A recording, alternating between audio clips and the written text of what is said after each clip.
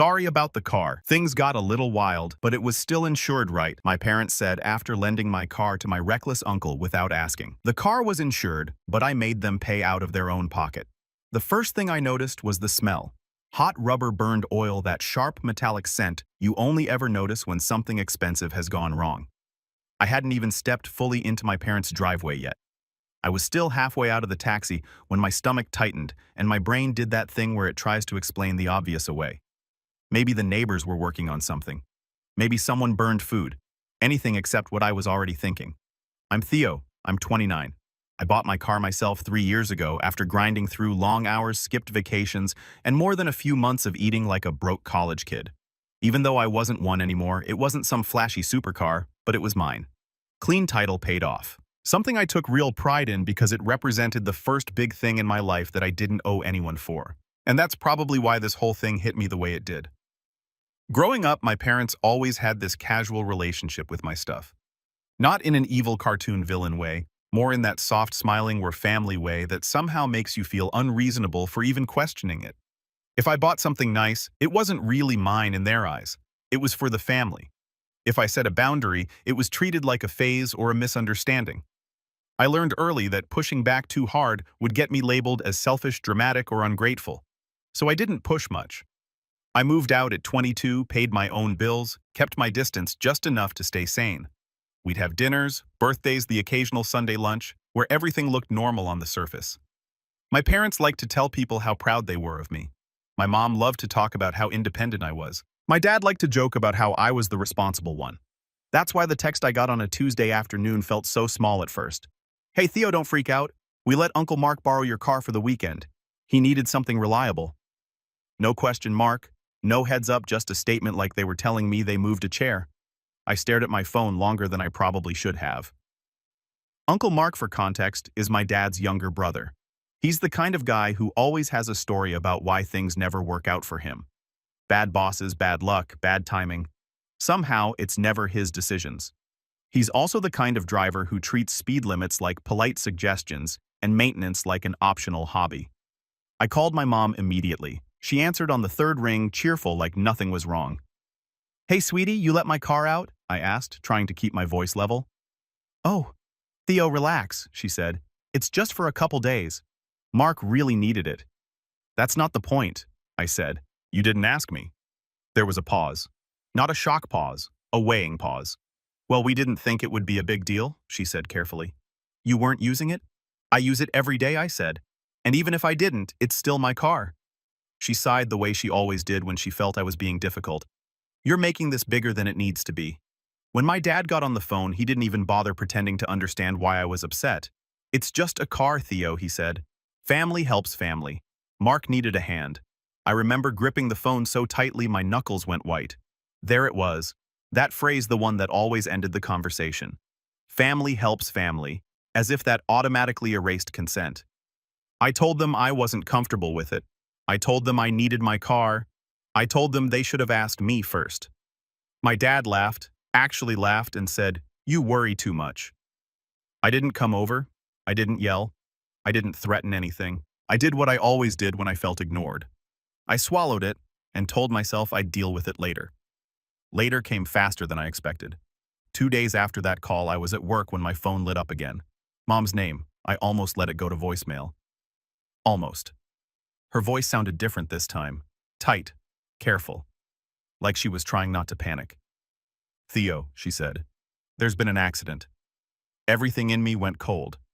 What kind of accident? I asked. Another pause. Longer this time. Mark had a little trouble on the highway, she said. Everyone's okay, but the car. Well, it's pretty damaged. I remember staring at my computer screen, not really seeing it. Where is it? I asked. It's at a tow yard near our place, she said. Theo, you're still insured, right? That was the moment something shifted. Not snapped. Shifted like a heavy door closing quietly somewhere inside me. You didn't even ask me before lending it, I said slowly. And now you're asking about my insurance. She sounded offended. We're just trying to figure things out. I told you I wasn't okay with this, I said. And we told you not to worry, she replied, irritation creeping back in. Accidents happen. I took a taxi to my parents' house that evening because part of me still couldn't believe it. I needed to see it. I needed proof that this wasn't just another situation they'd downplay until I felt crazy for caring. That's when I smelled it. That's when I saw the bent metal peeking out from behind their garage. The tow truck already gone. The car parked crooked like it had been shoved there and forgotten. The front end was crushed. Headlights shattered. The hood buckled like someone had folded it with their bare hands. It didn't look like a little trouble. It looked like negligence. My dad came outside, hands in his pockets, calm as ever. See, not the end of the world. I didn't answer right away. I walked around the car, noticing details that made my chest ache. The scrape along the side where I knew exactly how it got there, because I'd parked in tight spaces a 100 times and never managed to do that. The smell of coolant, the faint ticking sound as the engine cooled. Mark wasn't there. Of course he wasn't. They said you might need to file something with your insurance, my dad added casually. It'll all get sorted. I looked at him then. Really looked. And for the first time I realized they weren't worried about me at all. They were worried about inconvenience, about paperwork, about how this would reflect on them. I asked one last question. Did Mark apologize? My dad frowned like the question itself annoyed him. He's embarrassed. What more do you want? I wanted respect. I wanted accountability. I wanted someone to acknowledge that this wasn't just a car. It was my time, my money, my boundary. Instead, my mom called from inside and said, "Theo, come in. Let's not stand out here making a scene." That's when my phone buzzed again. A text from an unknown number, a photo attachment. It was a picture of my car from the highway taken before it was towed. The caption underneath read, "Sorry about the car." Things got a little wild. And that was when I finally understood something important.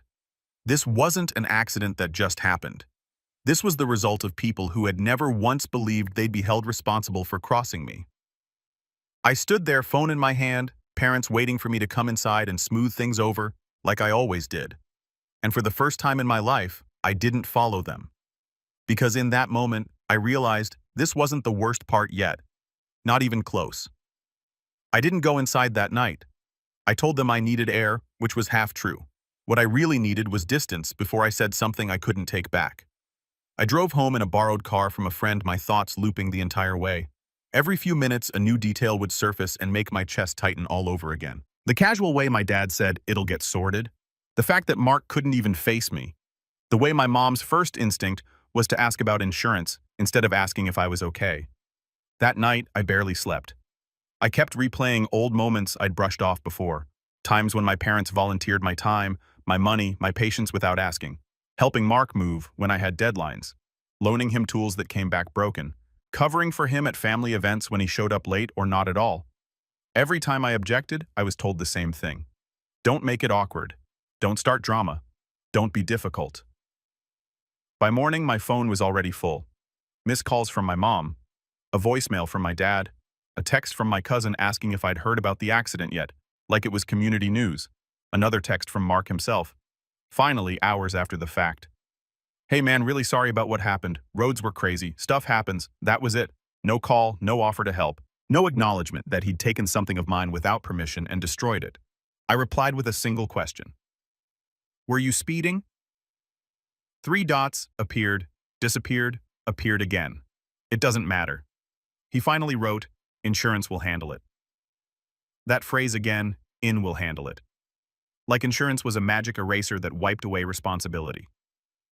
Later that afternoon, my parents asked me to come over to talk things through. I agreed mostly because I wanted answers, and partly because I still hoped stupidly that this would end with them realizing how far they'd crossed the line. They were already sitting at the kitchen table when I arrived, papers spread out between them. My car's registration insurance documents. My mom smiled tightly. "We're just getting organized. Why do you have my paperwork?" I asked. "So we can help you," she said. "You've always hated dealing with this stuff." I reminded her calmly that I hadn't asked for help, that I hadn't even agreed to file a claim yet. My dad leaned back in his chair. "Theo, don't be stubborn. This is what insurance is for." "I wasn't driving," I said. "And I didn't give permission." "That doesn't change anything," he replied. "You're covered." That word again, covered. As if coverage was the same thing as consent. They started talking over each other, then explaining how Mark was already stressed, how this could affect his job, how it would be cruel to make him pay out of pocket when I had good insurance. My mom actually said, "You're in a better position than he is." I stared at her. So because I worked hard and planned ahead, I'm responsible for his mistakes. She frowned. That's not what I said. It's exactly what you said, I replied. That's when my dad's tone changed. Sharper, less patient. You're acting like we did this to hurt you. No, I said you did it because you didn't think about me at all. Silence filled the kitchen, the kind that presses on your ears. My mom broke it first. You're overreacting. There it was, the final card, the one they always played. Over the next week, things escalated in small, relentless ways. My parents called daily asking if I'd filed the claim yet. Mark stopped responding to my messages entirely. When I spoke to my insurance company to understand my options, they told me something that made my stomach drop. A claim involving an unauthorized driver could raise my premium significantly, potentially for years. When I told my parents this, they brushed it off. You can afford it, my dad said without hesitation. That sentence stuck with me more than anything else. You can afford it, not you shouldn't have to. Not we're sorry, just you can afford it. At a family dinner that weekend, the story had already been rewritten. My aunt patted Mark's arm and said, "You must have been so shaken." My grandmother shook her head and said, "Cars can be replaced, family can't."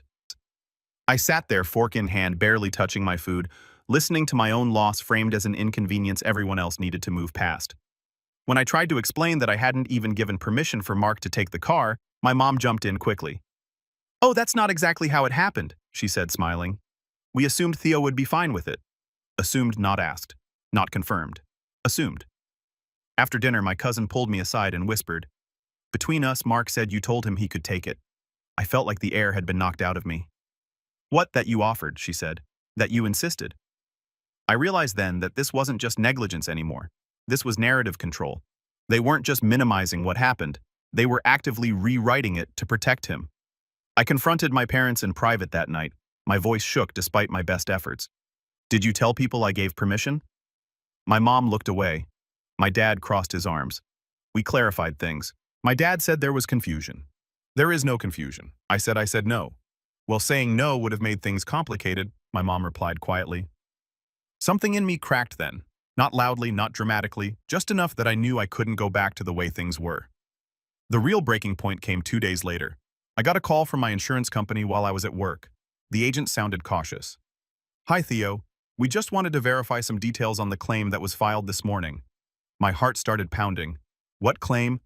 "There was a pause regarding the accident involving your vehicle. It was reported as taken without your knowledge." I stood up so fast my chair tipped over. "What do you mean, reported?" "The report states the vehicle was used without your consent." She said, essentially a stolen vehicle incident. I felt dizzy. "I didn't file that." Another pause, heavier this time. "The claim was submitted electronically using your account credentials." I hung up and called my parents immediately. My mom answered, breathless. "We were just going to call you," she said. "Did you file an insurance claim in my name?" I asked. "Yes," she said, like it was nothing. "We did what had to be done." "You reported my car as stolen," I said slowly. "It's the easiest way," my dad said in the background. "This way, Mark doesn't get blamed." I couldn't speak. I literally couldn't find words. "You used my account," I said. "You lied. You committed fraud." My mom's voice hardened. "Don't be dramatic. We're protecting family." That was the moment everything fell into place. The favoritism, the assumptions, the way my boundaries evaporated the second they became inconvenient. They hadn't just taken my car. They'd taken my name, my record, my integrity, and used it to clean up someone else's mess without a second thought. I sat down on the edge of my bed, phone pressed to my ear, listening as my dad explained how this was for the best and how I needed to be a team player. My mom reminded me how much they'd done for me growing up, how ungrateful it would look if I pushed back now. I stared at the wall, my reflection faint in the dark screen of my laptop. Somewhere between their voices, a single thought became crystal clear. If this claim went through, the consequences wouldn't land on them or Mark. They'd land on me. And that's when my phone buzzed again. An email notification from my insurance company. Subject line: confirmation of theft report. Immediate action required. I hadn't opened it yet when my dad said, "Just don't talk to anyone else about this." I didn't respond to my parents after that call, not because I was trying to be dramatic, but because I genuinely didn't trust myself to speak without exploding. My hands were shaking long after I set the phone down. I sat there staring at the email from my insurance company unopened like it was something radioactive. One click, and everything could get worse or clearer or irreversible. That night was the lowest I can remember feeling in a long time. Not loud, not cinematic, just quiet and heavy. The kind of exhaustion that sinks into your bones. I kept thinking about how casually they'd crossed a line that could follow me for years. Fraud. That word echoed in my head. Even though no one in my family would ever say it out loud, they didn't see it that way. To them, it was just handling things. I didn't sleep much. When I did drift off, I woke up in a panic, heart racing, convinced I'd missed another call or email. By morning, I felt hollowed out, like something fundamental had been taken from me, and I wasn't sure how to replace it. I called in sick to work for the first time in years. My boss sounded surprised, but understanding. That small kindness almost broke me. It was strange how someone respecting my boundaries without question made me realize how little that happened in my own family. I finally opened the email. It was worse than I expected. The insurance company wanted a recorded statement. They needed clarification about the theft report. They mentioned potential legal implications if the information provided was inaccurate. Reading it felt like standing on the edge of a cliff and realizing the ground beneath you wasn't solid anymore. I called the insurance agent back and told her the truth. All of it. That my parents had lent the car without my permission. That I had explicitly said no. That I hadn't authorized any claim. That I was shocked to find one filed in my name. There was a long silence on the line. Then she thanked me for being honest and said they'd need to open an internal review. She advised me gently but firmly to change my account passwords immediately and document everything.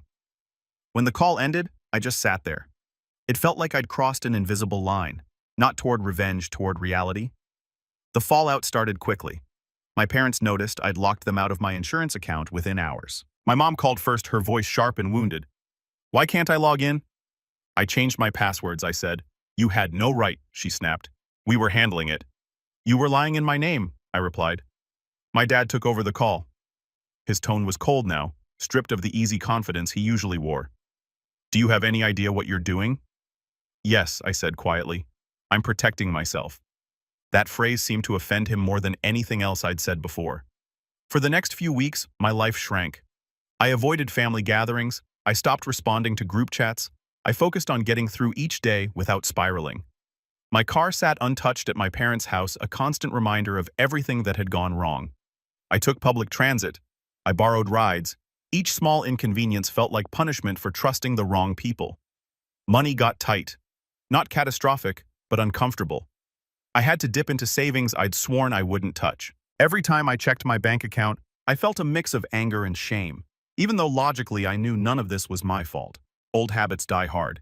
It's amazing how quickly you can start blaming yourself when you've been trained to do it your whole life. The hardest part wasn't financial, though. It was emotional. I felt hurt. My parents had always been my fallback, even when they were frustrating. Knowing that they'd chosen Mark over me again in a way that could seriously harm me forced me to confront something I'd avoided for years. They didn't just favor him. They expected me to absorb the consequences of his actions. Quietly, gratefully. That realization hurt more than the accident ever could. I started therapy around that time. I didn't tell anyone in my family. It felt like something sacred, something I didn't want filtered through their opinions.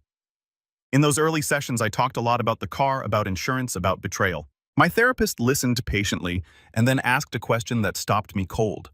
When was the first time you remember feeling responsible for fixing someone else's mistakes? The answer came too easily. As weeks turned into months, something unexpected happened. Without the constant noise of my parents' expectations, my head got clearer. I slept better. I focused more at work. I took on a project I'd been hesitant about before, the kind that actually stretched me instead of draining me. My boss noticed. So did my coworkers. I started saving again slowly. I tracked every expense. I rebuilt what had been chipped away. It wasn't glamorous, but it was steady.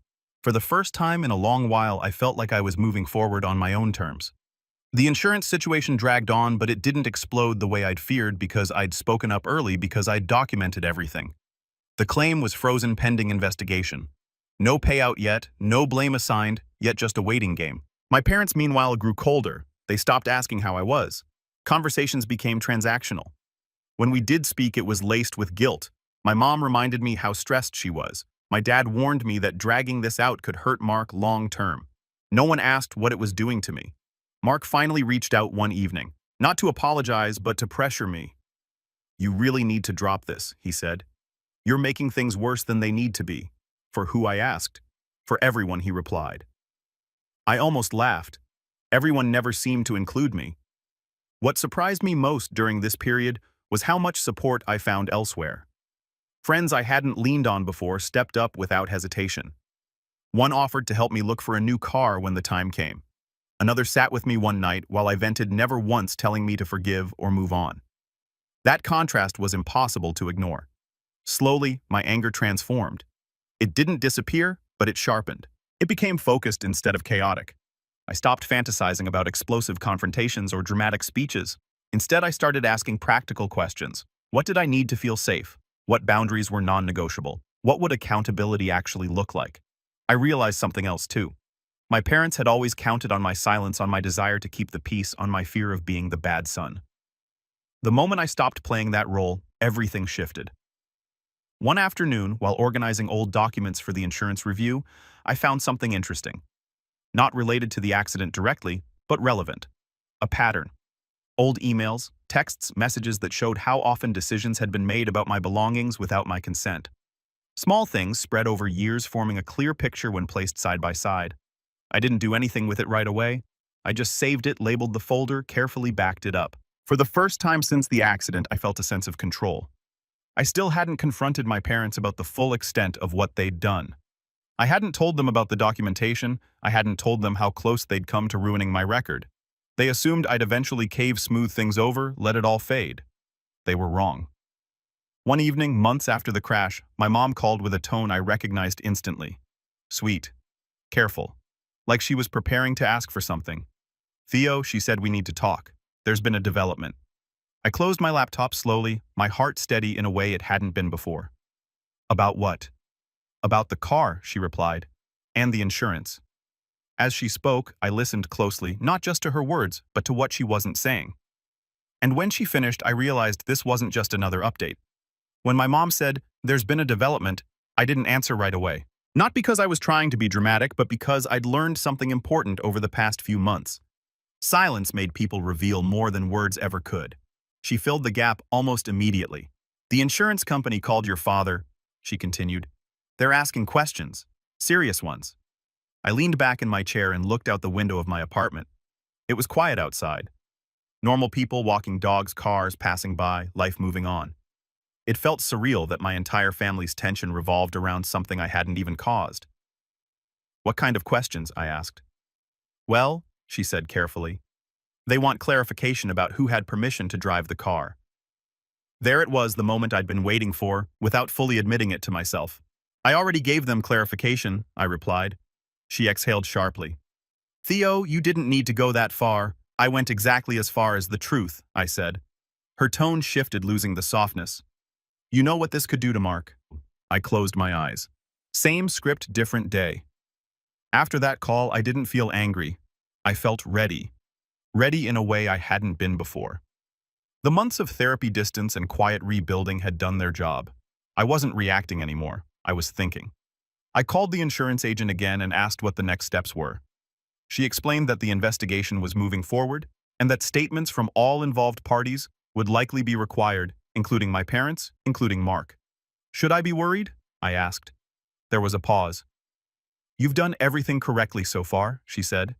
Just continue to document and don't let anyone pressure you into changing your account. That word again, pressure. It didn't take long for it to ramp up. My dad called that evening. Not to yell, not to threaten. That would have been easier to dismiss. Instead, he sounded tired, worn down, almost gentle. You've made your point, he said. This has gone far enough. I didn't make a point, I replied. I told the truth. He sighed. Families don't handle things like this. I almost laughed. Families also don't commit fraud in each other's names. Silence. Heavy, uncomfortable silence. You're willing to let this tear everything apart? He finally asked. That question stuck with me long after the call ended. Not because it made me doubt myself, but because it revealed something fundamental about how they saw the situation. In his mind, accountability was the thing tearing the family apart. Not the lies, not the entitlement, not the expectation that I'd quietly absorb the fallout. That night I pulled out the folder I'd been building, the one I hadn't shown anyone. Old messages from my mom volunteering my car for the weekend. Emails where my dad told relatives to just grab Theo's stuff. Texts where I objected followed by dismissive replies. On their own, each one was small. Together, they told a very clear story. I started organizing everything chronologically, not emotionally, factually. Dates, times, screenshots, notes from phone calls. I didn't know exactly how I'd use it yet, but I knew this. If anyone tried to paint me as unreasonable or dishonest, I wouldn't be scrambling anymore. Around the same time, something else happened that shifted the balance further. A mutual friend of the family reached out to me. Someone I'd always known casually, but never confided in. He asked if we could grab coffee, said he'd heard things and wanted to check in. We sat at a small cafe near my apartment. He looked uncomfortable, stirring his drink more than necessary. "I probably shouldn't be saying this," he started, "but I figured you'd want to know." That phrase alone made my stomach tighten. "Mark's been telling people a story," he continued. "That you offered the car, that you're backtracking now because the damage was worse than expected." I nodded slowly. "I figured there's more." He said he also said your parents are worried you're trying to get him in legal trouble on purpose. That was the first time I felt something close to rage in weeks. Not hot, explosive rage, cold, steady anger. "I'm not trying to get him in trouble," I said. "I'm trying to keep myself out of it." "I know," he replied. "That's why I wanted you to hear this from me." After we parted ways, I walked home with my thoughts racing. They weren't just lying anymore.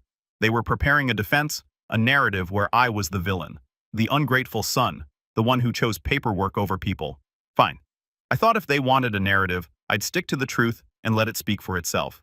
The next step was practical. I consulted a lawyer not to sue, not yet, just to understand my exposure. What could happen if the insurance company decided fraud had occurred? What responsibilities did I actually have? The consultation was sobering but empowering. The lawyer confirmed what I already suspected. Filing a false theft report under my name was serious, potentially criminal, especially if it could be proven that I hadn't authorized it. "Your priority," he said, "is protecting yourself. Everything else is secondary." For the first time since this started, someone was unequivocally on my side. No caveats, no family qualifiers. As weeks passed, the pressure intensified. My mom sent long messages about stress and sleepless nights. My dad warned me that people were talking. Mark left a voicemail accusing me of ruining his life. I saved everything, didn't respond. I also started setting boundaries more firmly than ever before. When family members reached out fishing for information, I told them politely but clearly that I couldn't discuss the situation. When my parents asked to meet and clear the air, I declined. Not because I was afraid, but because I finally understood the power of timing. They wanted resolution. I wanted accountability. Then came the call that confirmed everything I'd been preparing for. The insurance company scheduled formal recorded statements. One for me, one for my parents, one for Mark. Separate, no coordination. My mom called immediately after she found out. "We should all get on the same page before this," she said, voice tight with urgency. "There's only one page," I replied. "The truth." "You don't understand how this works," she snapped. "You could destroy your uncle." "I didn't destroy anything," I said calmly. "He did." She hung up on me. In the days leading up to my statement, I reviewed my notes repeatedly, not obsessively, methodically. I practiced answering questions without emotion, without embellishment, just facts. I also had quiet conversations with people who mattered, friends, colleagues, even one extended family member who admitted reluctantly that this wasn't the first time Mark had been protected at someone else's expense. Each conversation reinforced the same realization. I wasn't crazy. I wasn't heartless. I wasn't wrong. The morning of my recorded statement, I woke up calm, not numb. Calm, the kind that comes from preparation and self-respect. After it ended, the agent thanked me for my clarity. She said the investigation would continue and that all parties would be notified of next steps. I didn't tell my parents how it went. I didn't need to. That evening, my dad texted me a single sentence. "We need to talk in person. This has gone too far." I looked at the message for a long time before setting my phone down. He still thought this was something I was doing, something I could stop, something I'd started. The meeting happened on a Sunday afternoon. My parents insisted on hosting it at their house, as if familiar walls would somehow tilt the balance back in their favor. I arrived early on purpose. I wanted to walk in calm, grounded, and completely in control of myself before anyone else showed up. Mark was already there when I arrived, sitting at the kitchen table like a guest of honor. My dad stood behind him, one hand resting on the back of Mark's chair in a way that felt almost protective. My mom hovered near the counter arms, crossed lips pressed tight. No one offered me a seat. That alone told me everything. We didn't waste time with small talk. My dad started immediately leaning forward, voice firm but measured. "This has gone far enough, Theo." I nodded once. "I agree." He blinked clearly, not expecting that response. "Good. Then we can fix this." "I already have," I said. Mark scoffed. "You really think you're some hero here?" I finally looked directly at him. Really looked. He wouldn't meet my eyes for more than a second. "I'm not trying to be anything," I said. "I'm just not going to lie for you." My mom jumped in then. "You don't understand what this has done to us. People are asking questions." "Yes," I said calmly. "That's usually what happens when the truth starts surfacing." She shook her head like I was being unreasonable. "You could have handled this quietly." I took a breath. "I tried. You ignored me." That's when I placed the folder on the table. The thick one. The one I'd spent months building. My dad stared at it like it was something dangerous. "What's that, documentation?" I said. "Everything." Mark laughed nervously. "You're bluffing." I opened the folder and slid the first page across the table. A printed email, then another, then screenshots, text messages, dates, highlighted notes, neatly typed. The room went quiet in a way I'd never experienced before. Not awkward, not tense, heavy. "This shows I explicitly said no," I continued. "This shows the car was lent out anyway. This shows the claim was filed without my authorization.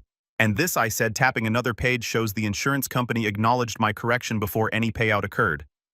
My mom's face drained of color. My dad's jaw tightened. Mark stood up abruptly. "This is ridiculous." "Sit down," my dad said sharply. Mark froze, then slowly sat back down. "I've already given my statement," I said. "So have you, whether you know it yet or not. The insurance company finished their review last week." My dad swallowed. And they denied the claim." My mom let out a small sound halfway between a gasp and a whimper. "What do you mean denied?" "No coverage," I replied. "Because the driver was unauthorized and because false information was submitted. They also forwarded the file to their fraud review department." Mark jumped up again. "You did this on purpose." "No," I said evenly. "I told the truth on purpose." He turned to my parents. "You said this would be fine." My dad looked like he'd aged 10 years and 10 seconds. "Mark, stop. There's more." I said because the claim was frozen early. My premiums weren't affected. My record is clean. My mom looked at me with something close to disbelief. "So what happens now?" "That depends," I said. "On you." I explained everything slowly. The lawyer consultation, the options I had. The fact that I could pursue identity misuse. The fact that the insurance company could escalate independently if they chose to. My parents listened in silence. For once, no interruptions, no minimizing. "What do you want?" my dad finally asked. I met his eyes. "Accountability." Mark laughed bitterly. "You want me to pay for the car? I don't have that kind of money." "That's not my problem," I replied. My mom stood up. "We'll help him." I nodded. "You can, or you can let this go further." That was the moment something shifted. Not in me, in them. They realized I wasn't asking. I wasn't bluffing. I wasn't emotional or reactive or trying to win an argument. I was offering a boundary with consequences. The agreement came together quietly. Mark would be responsible for the full cost of the damage. My parents would not touch my accounts, my belongings, or my name ever again without explicit permission. Everything would be in writing. Any violation would end contact entirely. It wasn't dramatic, it was surgical. Mark didn't apologize. Not really, but he didn't argue either. He avoided my eyes the entire time. Shoulders slumped, the weight of years of being protected finally settling on him. The fallout came quickly after that. Word spread through the family. Despite my efforts to keep things contained this time, though the story didn't favor Mark. Too many details didn't line up. Too many people started remembering similar incidents, borrowed things that never came back. Mistakes quietly covered up. My parents became quieter, smaller. They stopped calling daily. When they did reach out, it was careful, respectful, almost formal. Mark stopped contacting me entirely. I got my car back months later, repaired, not perfect but functional. When I drove it for the first time after everything, I didn't feel triumphant. I felt steady. Therapy continued, so did rebuilding. I kept my boundaries firm. I didn't cut my parents off completely, but the relationship changed. They knew now that I wasn't a safety net, they could stretch indefinitely. One evening, my dad admitted something he'd never said before. "We relied on you too much," he said, "and we didn't protect you." I accepted the statement without comment.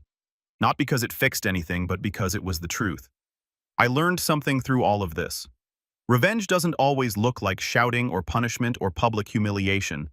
Sometimes it looks like refusing to be the quiet solution to someone else's chaos. I didn't destroy my family. I stopped letting them destroy me. And for the first time in my life, that was enough.